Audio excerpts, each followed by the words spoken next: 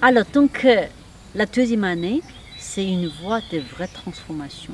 Je l'ai senti dès le départ, il y a 3 jours.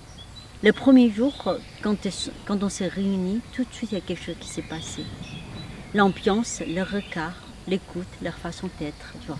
C'est comme si tout ce qu'on a pratiqué les amenait dans une réelle écoute de soi-même. Cet état de l'intériorité s'est manifesté, c'est une ouverture et bienveillance envers les autres.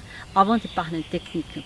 Techniquement, depuis 3 jours, on a fait les 5 animaux, on a révisé les générales, mais le niveau il est nettement changé.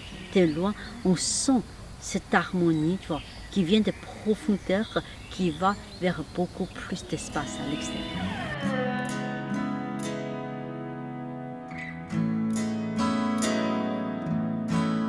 Dans le programme de formation, la troisième année, c'est principalement le travail des jeunes, la conscience, l'esprit.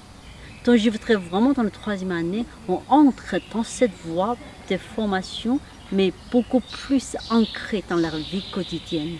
Et cette pratique les amène vraiment dans cet équilibre profond et en révélant aussi le potentiel de vivre, en révélant aussi ce qu'on appelle la créativité de leur vie.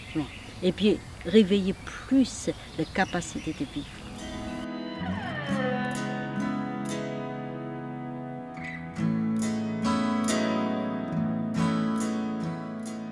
L'étang du corps continue sa voie avec cette détermination développer la culture chinoise, la sagesse orientale au-delà des techniques.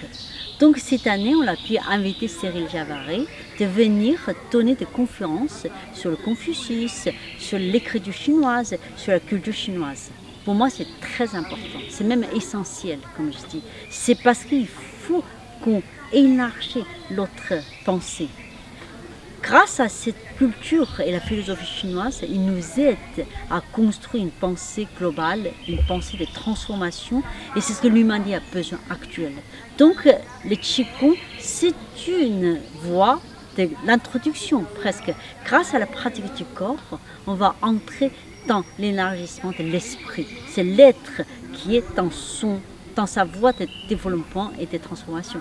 Donc la place et culture va prendre de plus en plus dans l'école des handicapés.